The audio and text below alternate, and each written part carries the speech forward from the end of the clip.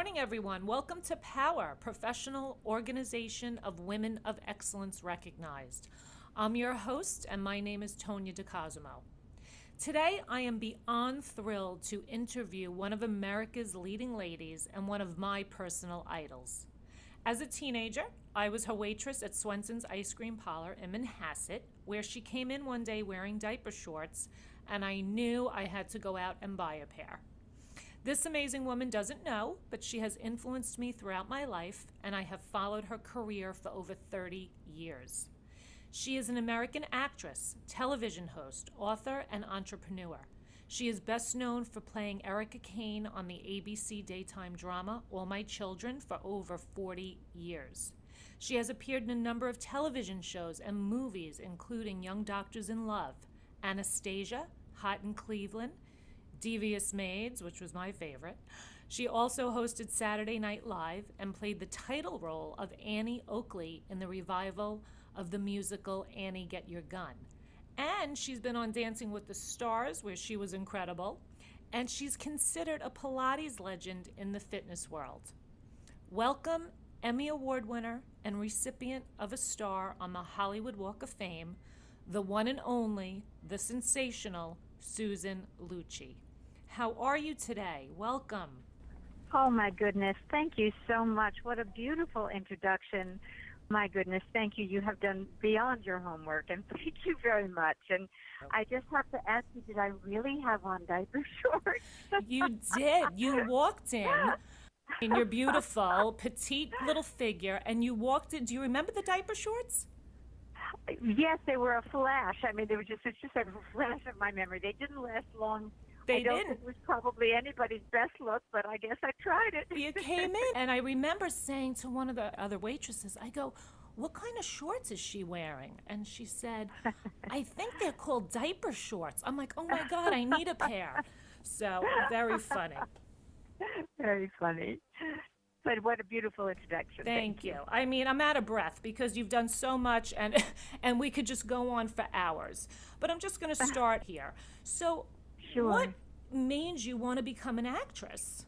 Oh, it's just how I played. I mean, really, my earliest memories, I was just always making up stories and acting out all the parts. And I put on Broadway cast albums of musicals, and my mother was wonderful. As long as I didn't have my shoes on, I could just dance and jump from pieces of furniture to pieces of furniture, flying through the air to this music and learning all the lyrics, and then going upstairs and playing that I was an actress, but, play acting. And my mother had this kind of magical top drawer where she kept scarves and long gloves and wonderful props for me to wrap myself in, and I'd sing the songs and bubbles, bangles, and beads, and whatever Lola wants, Lola gets, and all of that.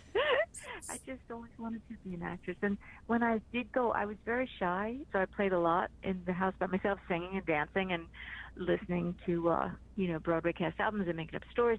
But then when I did go out, what I did was get the kids to play with me and play all the parts, and I would take the scarves we'd all wrap up, and those would be our costumes, and we would, just make up plays. Wow.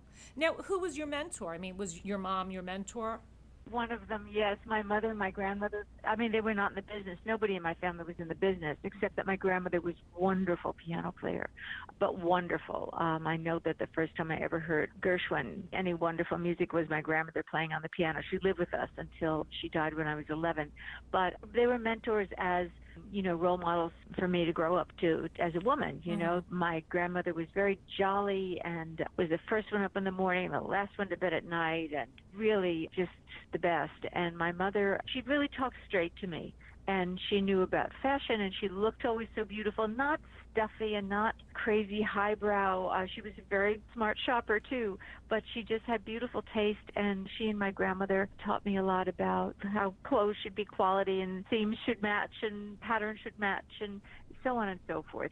Girl lessons, the woman lesson. My grandmother baked every day. She was great. Who was your mentor in the industry, or who influenced you? Yeah. Well, growing up, I watched all the movies on TV. I watched The Early Show, The Late Show, The $1 Million Movie. I would sneak up at night and watch The Late Late Show. I mean, when I was a little girl, there was Playhouse 90 and all this wonderful stuff on TV I wasn't supposed to see, but I did. and I would put a pillow on the floor in the hallway, and I could see my parents' TV on the wall in their room, so I would watch a lot of stuff. I saw a lot of good work from very good actors in those things. There were not very many brunettes in the town I grew up in, if any, and everyone seemed to be quite beautiful with blue eyes and little turned-up noses, which I did not have either of those things. And so, I mean, I looked to, Sophia Loren and Elizabeth Taylor and Audrey Hepburn. Thank heavens there were some brunettes for me to look at, and I thought they were wonderful. And my mother and I would watch the Miss America pageant every year together when I was a little girl and then growing up and as a teenager. And my mother would always, my mother is of Swedish descent, my dad's Italian, and my mother would always pick the brunettes to win, and she would always mention that to me. I don't think as any kind of agenda. I think it was genuine from her, but it made me feel good, Wow. So how are you able to juggle your acting career, your product lines, and your family life?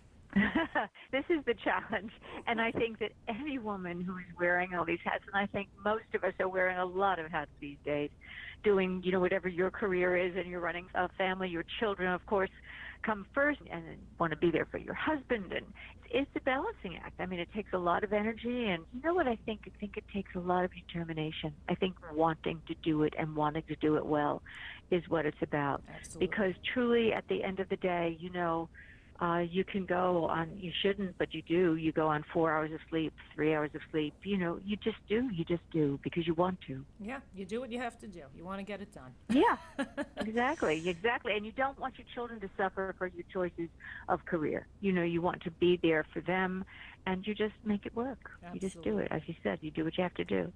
So you're married to the same gentleman. You have a wonderful husband. I do. Almost 50 years? 48. 40, okay. Yep. What's the secret? Oh. I mean, there's so much divorce today. I mean, how do you... I know. It's just amazing, 48 years. I mean, my parents were married 50 years. You don't see that anymore today. Yeah. What's the secret? I know. Happiness. I mean, I'm happy, I'm happy. If I wasn't happy, I wouldn't have stayed, and that's the truth. And I think that's important, We only go around once, and it's really important to assess, to revisit and say, wait a second, am I happy? And I am. I think everybody's dynamic is individual, and what makes one couple happy wouldn't work for us. I met him when I was very young, and I thought he had been around the block a few times, and that was good. Right. But I thought he's very handsome, very charming, but he was very smart and very sure of himself, and also, really importantly to me, very funny, very funny. And That's he important. Still is all those things. Yeah. Yes. Yeah, to get you through a lot. Oh, boy. So this question, which obviously you've been asked a million times at this point, how did it feel to finally win an Emmy Award, which hundreds of thousands of fans thought you should have won years prior? And also to earn a star on the Hollywood Walk of Fame. I mean, this is just incredible. How does it feel? Oh, well, incredible is the right word. I mean, it was something I'll never forget. You've probably heard this story, or maybe you haven't, I don't know, but I had stopped really hearing who won the Emmy in my category after the 9th time that I didn't win. And I don't know if it was a self-protective thing, whatever, but every year I was amazed at how many people were rooting for me and how many pieces were written in the papers and how people were, really excited for me. I mean, I knew I cared and my family cared, but that all those other wonderful human beings would even know I was alive on the planet, let alone care, was amazing to me. And that was incredible. Along the way, what wasn't winning. First of all, my children, little children, I'd come home and from that night and for not winning, and my daughter's 5 years older than my son, so she would have baked a cake. They would make drawings. There would be glitter drawings. I have, things framed here. One year when I didn't win, Liza had made on construction paper something going up every single step. We love you, Mommy. You are the best actress in the world, and we love So you. cute. And going up to our bedroom, and then there were balloons on the bed, and there's always something, cookies, poems.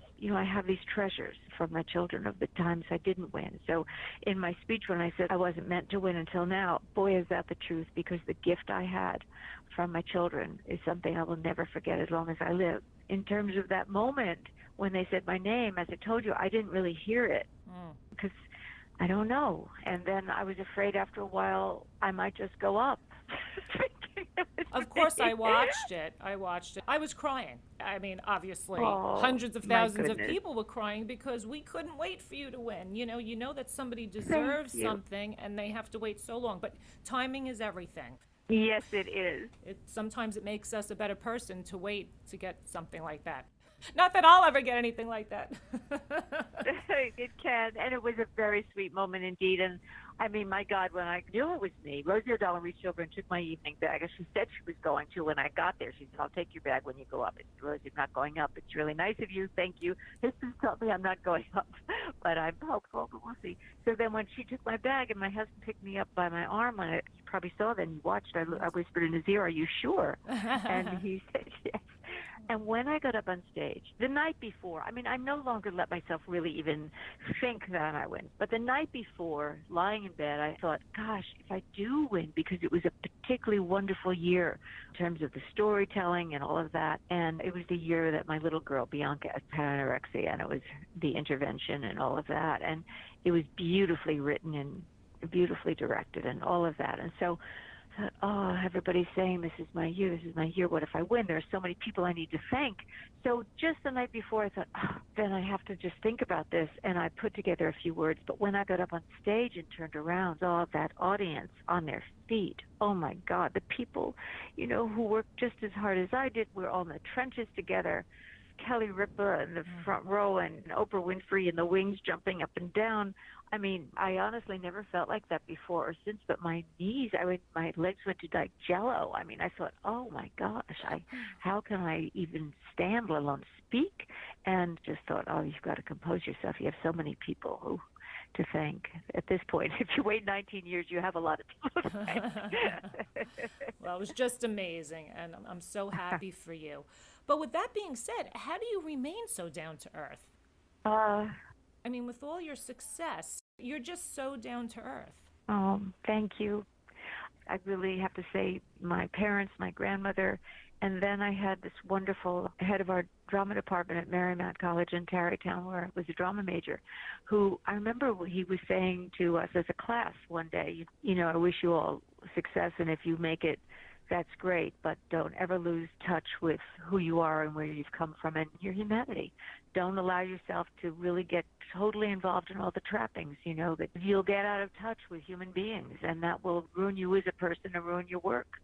So don't get into a little bubble, don't live like that. And I loved that.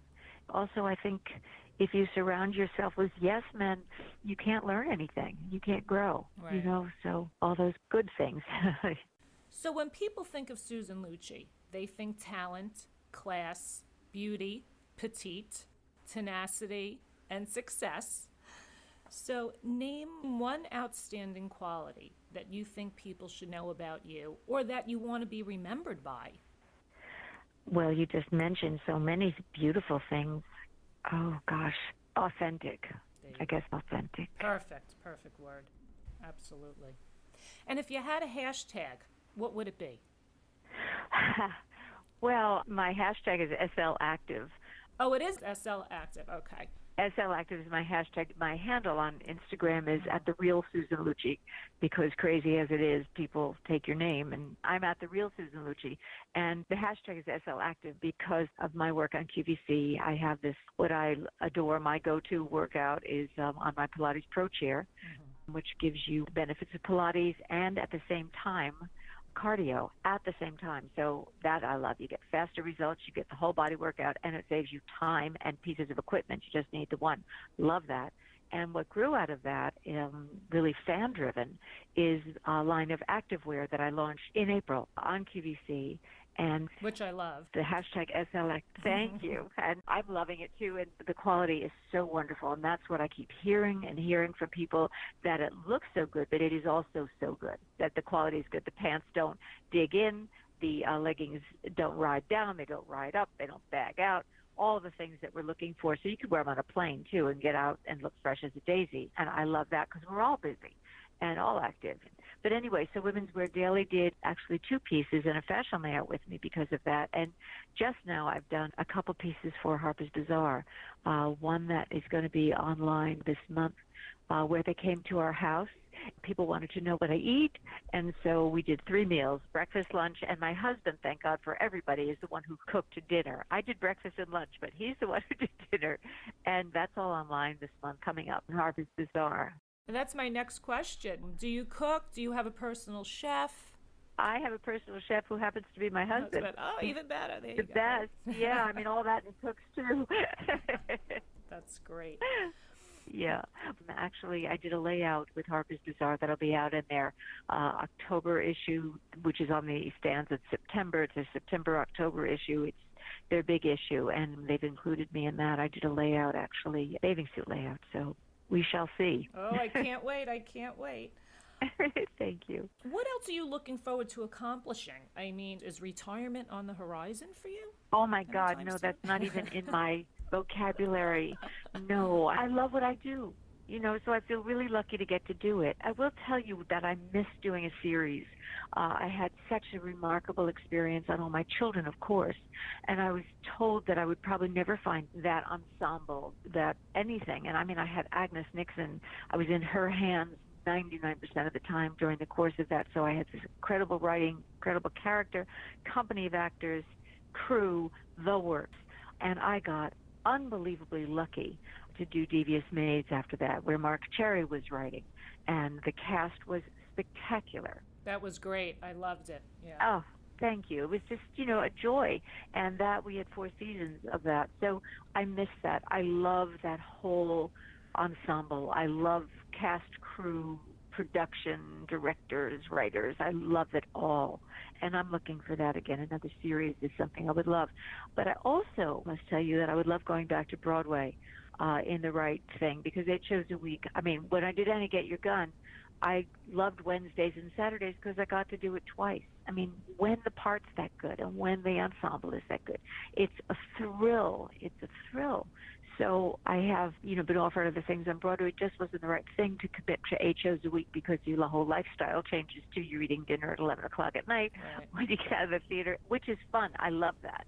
But, you have a family too, and so on. So it has to be the right thing, but I'm looking for that. And that is a family experience, an ensemble experience, when you're working on stage as well. So that would interest me a lot. And I would be here in New York, where my son and his daughter-in-law live, and they just had their first baby. Oh, and little baby boy who's so delicious. And so, to stay in New York and work. Apart from All My Children, every movie I ever did for television, everything was somewhere else. The other series I did, it was L.A. Mm-hmm. The movies were all over the place, Canada, L.A., Chicago, you name it. So I would love to work in New York, Vienna. I mean, I've worked in Vienna, but I'd love to work in New York. Yeah, I don't blame you. You want to be close to home, right? Yeah. My next question, Fashion Corner, I have to ask these questions. How many pair of shoes do you own? Oh, wow. I haven't counted them, but there are a lot. There are a lot. My husband, he would throw out a big number. I really don't know. I'll just say there are a lot, but also I tend to take really good care of my things, and I also tend to think, I can't get rid of those, because not only shoes but clothes, I might have to, play a part of a World War II person. Right. So I think as an actress there's that too. But I will tell you this, we did an auction last year when we sold our house at the beach, and also I'm in divesting mode at our home here in Garden City, and a percentage of the proceeds went to help cerebral palsy. One of my grandsons has cerebral palsy, and he's just the best boy in the world, and he's great, and he's doing so well. Oh, my goodness, I couldn't say enough about him or that organization. So that part of the proceeds went for cerebral palsy, and we're about to do round 2. We just had this huge divesting going on here at the house in Garden City. I have a lot of, clothes and shoes and bags, and something I'm getting a lot of response from the very discerning fans who saw in the background of a picture I posted with the guys unloading my house of memorabilia from All My Children. I have some posters and photos and signed pieces, and I think people will love that. And a percentage of those proceeds will go to a charity. Great, great. And what about your hair? I mean, your hair is amazing. Oh. What hair products do you use? How does it look so healthy? Everybody wants to know this. Thank you. These questions are all so flattering, and I think, the truth is we all get a certain gene pool, and then, that we do the best we can. I think, importantly, just take care of everything day to day, one day at a time. I'll tell you, in the last time flies, I guess it's been really 10 years that we have been on so many planes between all my children moving to LA, my children being here, so we were back and forth. When I did Dancing with the Stars, I was still in New York and working in New York, but flying twice a week back and forth across country. We're just on planes a lot. I was just working in Toronto.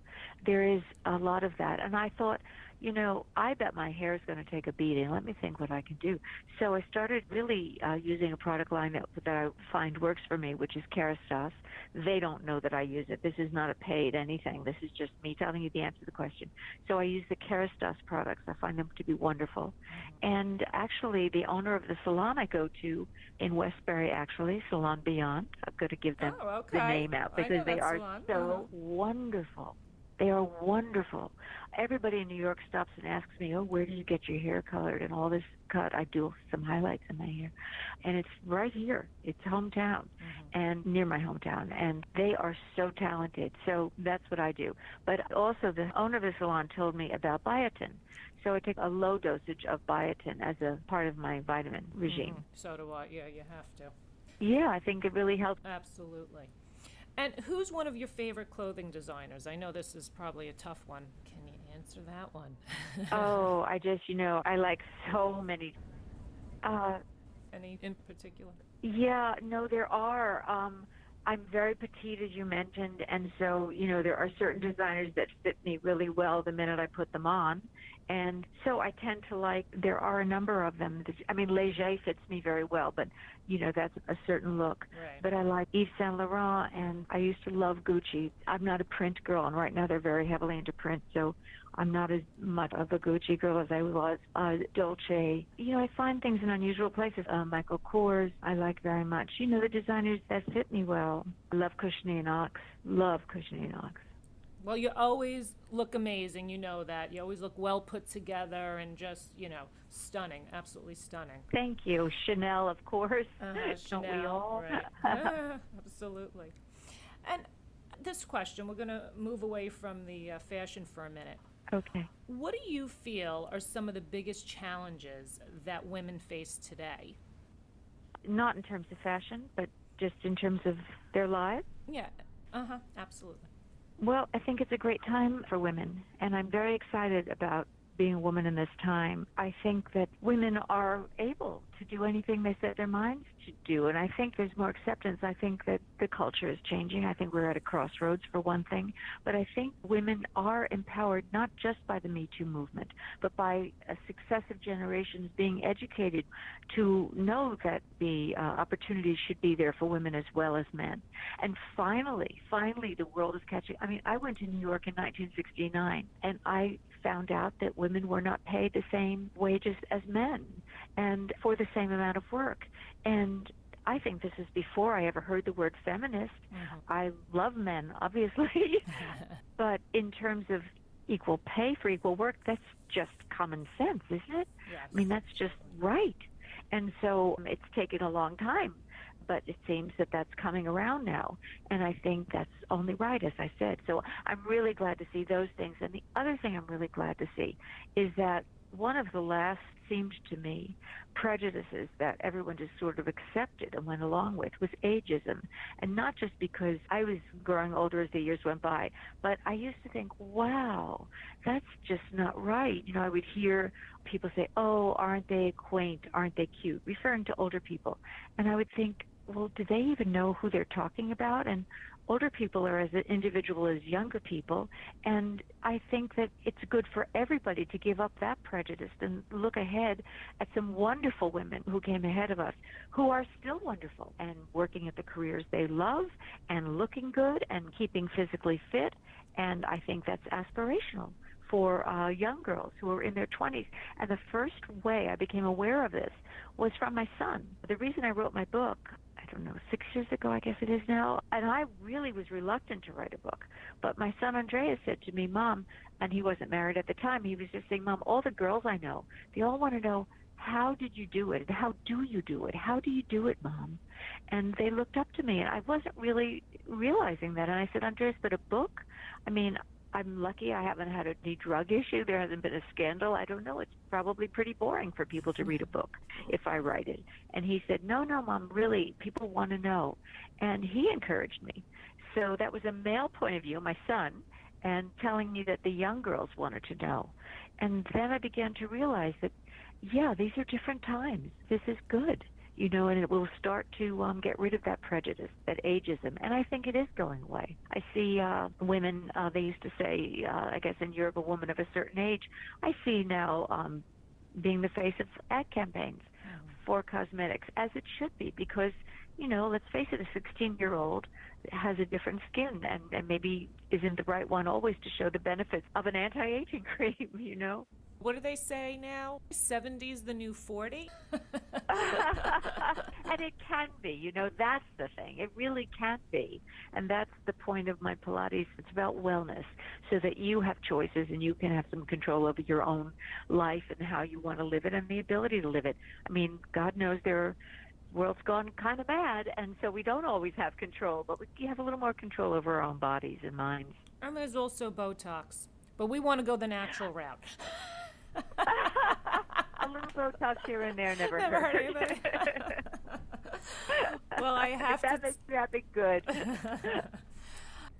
I have to say, I mean, it has been an absolute pleasure speaking with you today, learning more about you. Thank you for empowering and inspiring generations of women. I mean, you are truly a woman of power. Thank you so much. Thank you very much. And just very happy to talk to you. You've asked me some wonderful questions. Thank you. You're amazing, and I wish you continued success in all your future endeavors. And you're going to be invited to our annual awards dinner, which will be in September, so hopefully you could make it. Well, thank you so much. I hope so, too. You are just so down to earth and incredible, and you've inspired me. So I just want you to know that. Thank you. My goodness. Thanks again to the sensational Susan Lucci. What a pleasure, and we will talk soon.